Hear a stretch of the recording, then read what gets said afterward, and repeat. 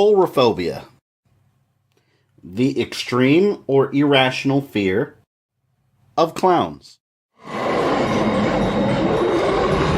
If you suffer from this condition, Stephen King's It might not be the best movie for you. I've always thought that clowns are creepy as hell, along with a major portion of the population. I don't even really know why. Maybe it's the exaggerated facial features, the pasty white makeup, or all those sad hobo clowns that you find decorating the homes of 95% of Spanish grandmothers. There's something terrifyingly not human about these clowns. And it doesn't help that there was a serial killer who was an actual clown and child killer.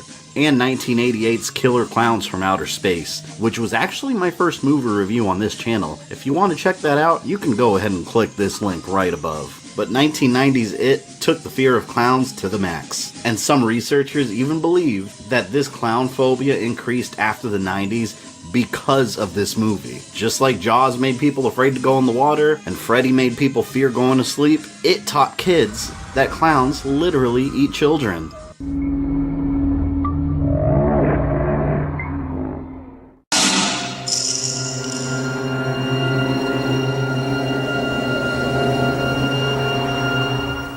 I can't think of a more horrifying concept than this. And I'm going to share my first It experience with you because I remember it vividly. And I was a kid when this movie came out in 1990. It came out in 1990, so I would have been 4 years old, but I didn't watch it till I was like 6. And I remember we were in Puerto Rico on vacation, me and my parents, and we were staying at my aunt's house, and they were watching it on TV. And me, as an innocent, curious 6-year-old child, I just wanted to see what the adults were watching.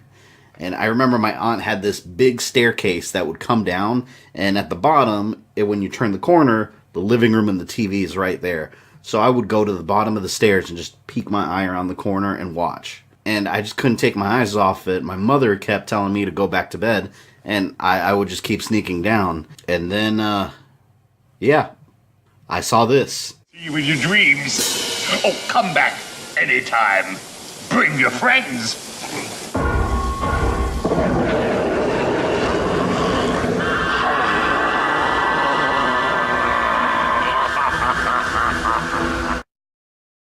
That night, I was actually going to sleep in my cousin's bedroom, and she happened to be a collector of clown dolls. They had to go in there and take down all the clown dolls because I would not go to sleep. That movie, it scared the shit out of me, and for years, I wanted nothing to do with clowns. It literally affected me for years. So let's go ahead and take a look at this movie. Spoilers and all. Although, you know what? Technically, it wasn't really a movie. It was a TV miniseries that lasted 2 nights. I never read the book. I know a little bit about it, so we'll mainly focus on what the movie touches on. The book has all kinds of real deeper explanations behind what the creature is. At the end of the day, it's not just a clown. Underneath all the clown makeup, Pennywise is actually some kind of interdimensional creature that landed here on Earth an extremely long time ago in what is now the fictional town of Derry, Maine. So this monster's been hibernating all this time and waking up every 27 years to feed on the residents, and the human mind can't comprehend its true form, so we can only see it within the limits of our own mind, and it can take the form of people's greatest fears. To protect itself, it can psychically influence the townspeople, causing their memories of their encounters with it to fade, and slightly control their behaviors. And its favorite form to use is that of a clown called Pennywise, because its favorite meal is young children, and they're easier to attract as a clown. And why young children? Because they're easier to scare, and scared meat tastes much better. You all taste so much better when you're afraid. Hurry, Bev, kill it! Kill! I am eternal child. I am the eater of worlds and of children.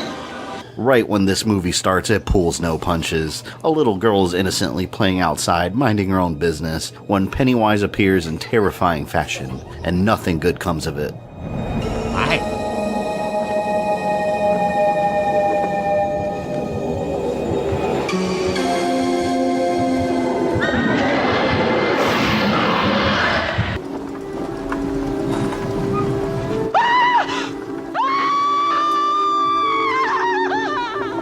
When it originally aired on TV, it was separated into 2 parts, airing on different nights, and tells the story of 7 kids who each encountered Pennywise as children. And the overall plot feels a little messy at times because there's so many flashbacks throughout the entire story, back and forth throughout the entire 3-hour runtime. So it takes a little while to figure out who's who if you're watching this and you're not giving it your undivided attention. Much of it reminds me of Netflix's Stranger Things. You've got a group of kids that get together and realize there's some sort of mysterious event happening, and they try to track down a monster. The time period is in the 50s versus the 80s, but the overall themes are really similar. So if you enjoyed Stranger Things, it might be right up your alley. And Pennywise is on a feeding frenzy, with disappearances happening all over the town, as all these kids form a friendship and decide to do something about it, while the town greaser, Henry, and his friends bully everyone. This kid is completely crazy. Watching the movie, you can't stand him. He beats up kids because they're overweight, to the point of pulling a freaking knife and threatening to kill. Hey, Henry. Come on, don't really cut him. Cut him? Huh? Cut him? Let's see. And he's just completely obsessed with making everybody else miserable. Henry is such a dick, and it feels great whenever he runs into all the other kids standing together against him and he gets pelted with rocks. Oh, man, you're gonna get a surprise. You're gonna get such a surprise.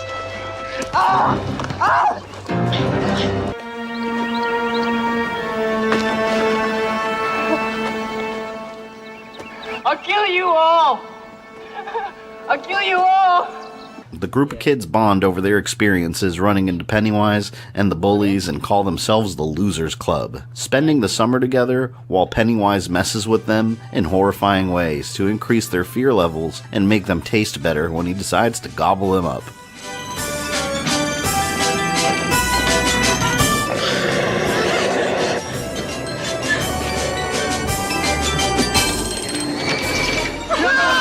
I'll kill you all!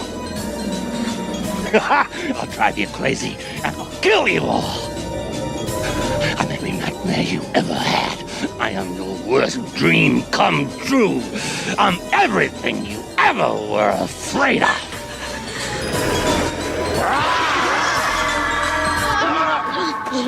Bill is a kid with a stutter who suffered a tragedy when his little brother Georgie ran into Pennywise, and this has become such an iconic horror movie scene, yet absolutely terrifying.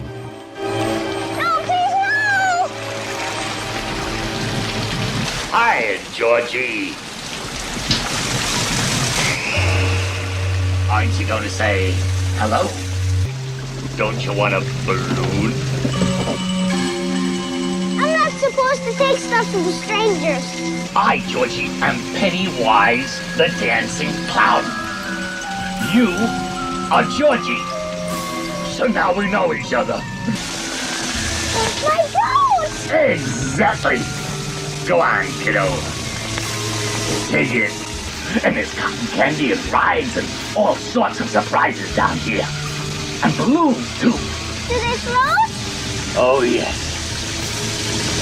They float. And when you're down here with me, you float too! And although they don't show it due to it being a TV movie, they mention how Georgie was found dead with his arm torn right off. And Pennywise uses Georgie's death to try to get to Bill.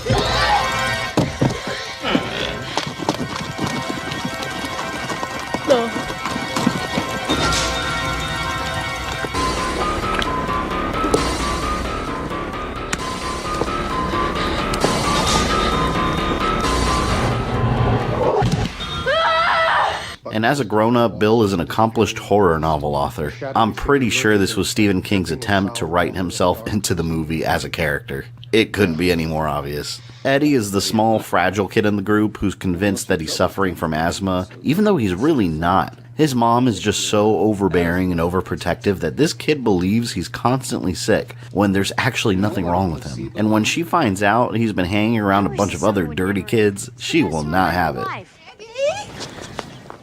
Eddie Casbrack. I was worried sick. I almost called the police. Eddie was with us, Mrs. King. Go away. Go home. Ma, these are my friends. See you tomorrow, Eddie. Eddie has to rest tomorrow. But Ma, they're my friends. You don't need any friends, Eddie, except for your own Ma. And no showers with the other boys this week. And no showers with the other boys this week. Eddie encounters Pennywise when he's in the gym shower all by himself. And I don't know what it is about this scene, but I remember specifically when I watched this movie as a kid, this is the scene that did it for me. It's the defining moment I knew that I had just become terrified of clowns. Can you imagine being in a gym shower as a child all by yourself and this asshole pops up from the ground underneath you? Hey, you're gonna like it down here.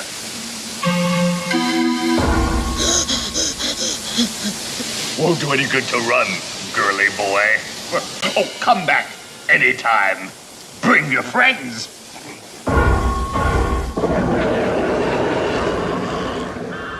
And as an adult, Eddie still lives with his mother, and she's every bit as annoying. I have to go away for a while. Away? Where? Eddie, this isn't like you. Just tell me where you're going. Eddie, stop. Eddie, where are you going? I've got to go back to Derry. Eddie! Eddie! Ben is the overweight kid that's constantly bullied, and he just moved to town to live with his cousins, who are also dicks to him. And he runs into Pennywise in the forest by some old quarry where the monster is secretly living in, and he turns into Ben's dead father.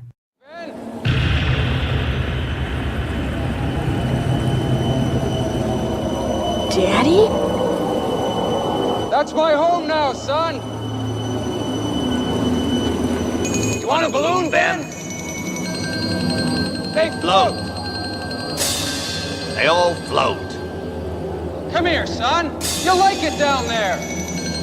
You'll never have to grow up.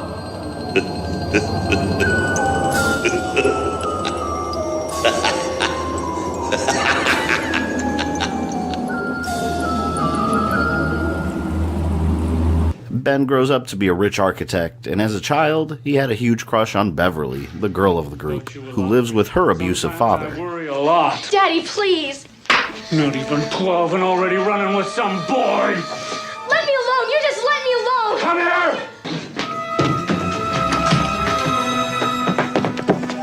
You get right the hell back here, Bevy! She had one of the more horrifying Pennywise encounters out of the group, hearing children talking from deep within her sink. This scene reminds me of something out of The Shining. Come closer, Beverly. We all want to meet you. We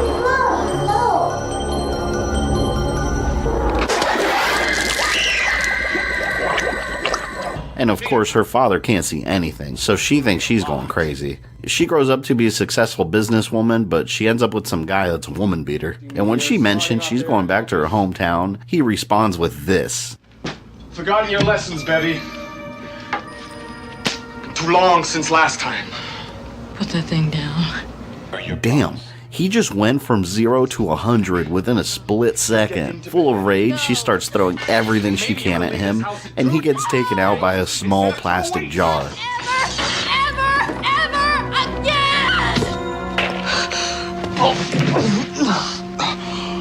Richie is the clown of the group, always cracking jokes and being sarcastic. He's the one that's never afraid of opening his mouth, and he's easily one of the most enjoyable characters.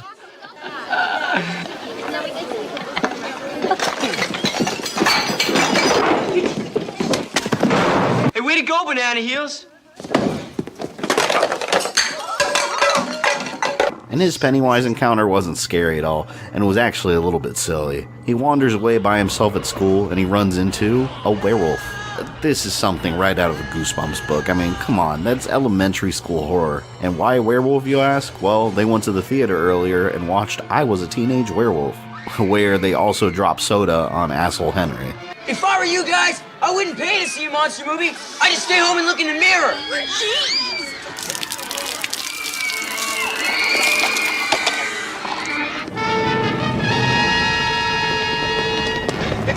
As an adult, Richie is a well-known comedian and has a hilarious run-in with the clown in the library. Pennywise can be terrifying, but his Freddy Krueger side definitely comes out here completely acting ridiculous, and Tim Curry just shines as the monster in the movie. What's the matter? One balloon, not enough. Try a bitch!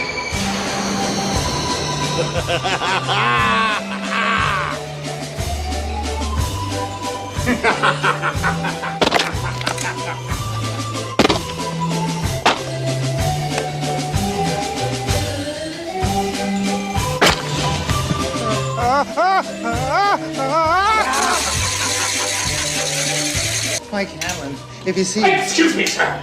Do you have Prince Albert in a can? You do? Well, you better let the poor guy out. No, Mike Hanlon, that I had to go, that I had to get cleaned up.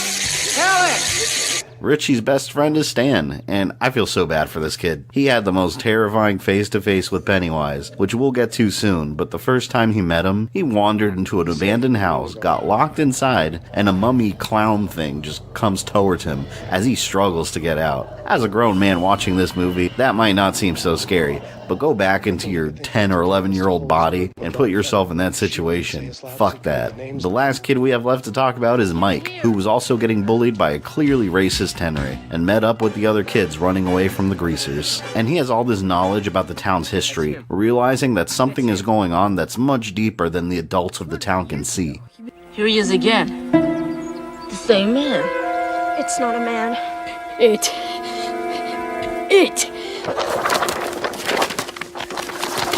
That's what happened back in Georgie's room. Eventually, the Losers Club realizes that Pennywise lives inside the sewers of Old Derry, and they go in to kill it with some imaginative weapons. Since the monster thrives from fear, they think if they believe hard enough that an object can hurt it, that it will. And they know that silver hurts monsters in classic movies, so of course they grab a slingshot and silver earrings for ammunition. I would be raiding my kitchen, grabbing every kind of large knife I could find. Baseball bats with nails in it, something more than a slingshot. And of course, Henry the asshole and his butt buddies follow the Losers Club in there to torture them some more. And this is another one of those scenes that horrified me as a child. I think it's because of the imagery. The creature appears as a mysterious form of light, and one of Henry's thugs ends up getting sucked away.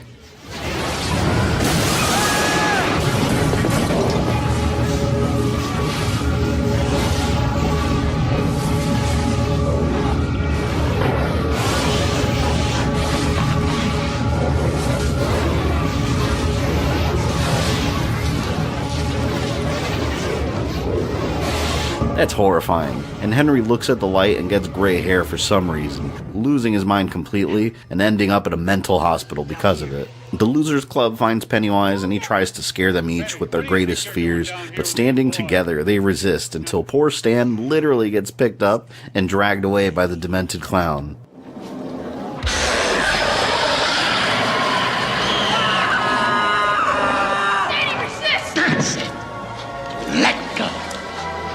Afraid. But then Eddie steps in with his inhaler, spraying Pennywise in the face and melting half of his face off for some reason.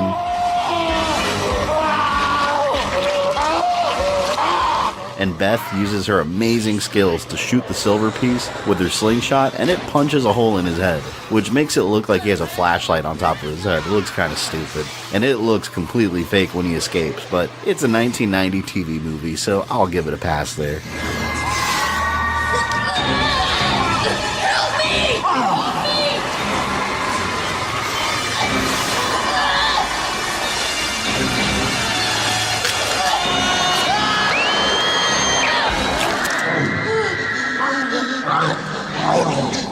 And for some reason, they think they killed the monster. I never understood why. He was clearly still alive when he escaped, and he kept making noises down there. He's not dead, but the kids all together promise to return to the town and fight the creature if it ever comes back. Mike ends up staying in the town and grows up there, keeping tabs on any strange events. And when they were all grown up and living their own separate lives, Mike realizes that it has returned and calls the Losers Club back together like they promised. And they all agree to return except Stan, who was too afraid to come back and face it again. But instead of staying home, he kills himself in the bathtub. That's a bit dramatic. I kind of feel like he could have handled that a better way, by not going.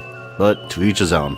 This is the part of the movie where everything gets a little less interesting. I think it's much scarier when they're children because you really put yourself in the shoes of a child, experiencing a horrifying killer clown trying to eat you. Having them face Pennywise as adults kind of drains the fear factor away for the most part for me, but that doesn't stop Pennywise as he continues to harass them in hilarious ways.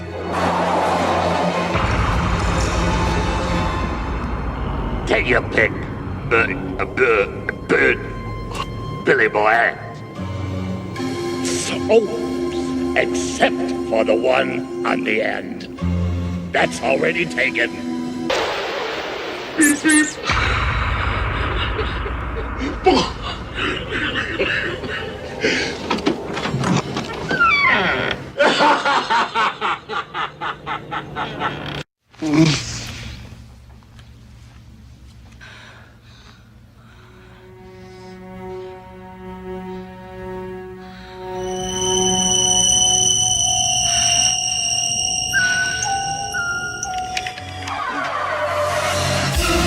Kiss me, fat boy.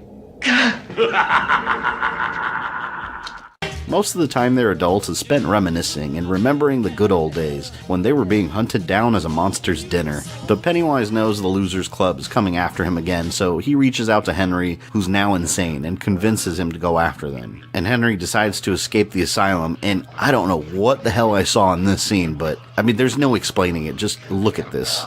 All right, dog meat, I've had it. Your head's gonna be bouncing off the floor.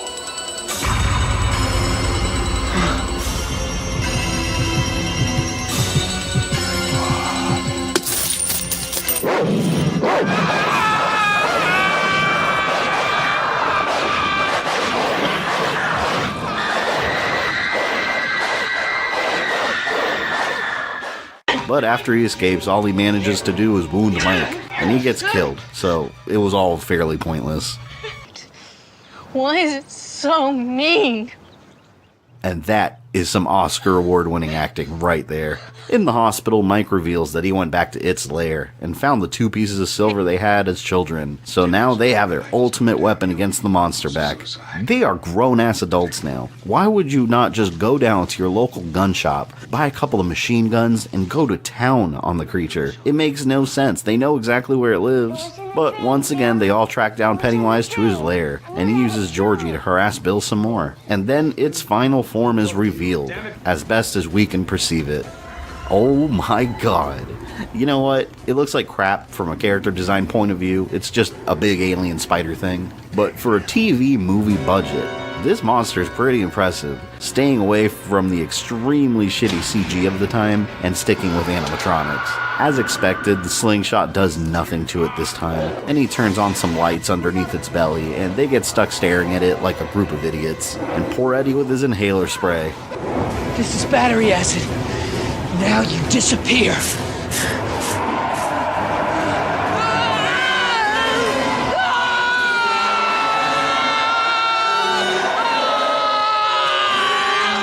Then Beth tries again, hitting him in the belly and wounding it, like hitting a video game boss in the weak spot. Eddie. Eddie. And to avenge the death of little Eddie, they shove the creature over and then begin ripping it apart savagely with their bare hands. I'm not sure who the monster is here, honestly.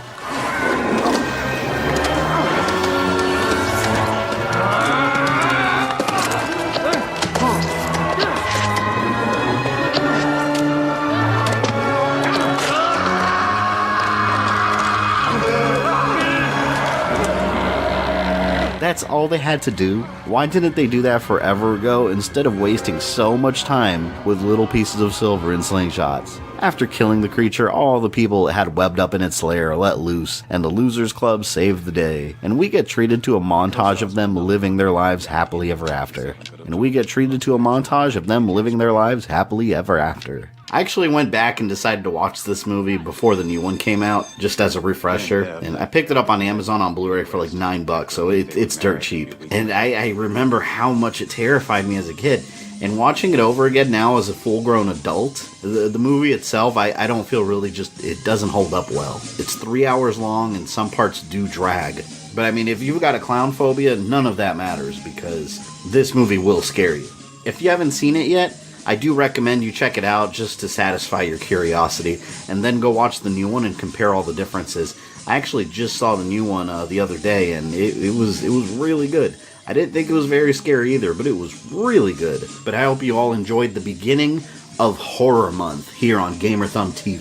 This is only the beginning, so there's plenty more spooky things. So if you enjoyed this video, do me a favor and leave me a like down below and a comment with your thoughts. If you remember your first It experience, leave it down below. I'm really curious to hear what other people's experiences were with this movie. And don't forget to subscribe if you haven't already. Follow me on Twitter. This is Fabian. I love you guys, and I will see you next time.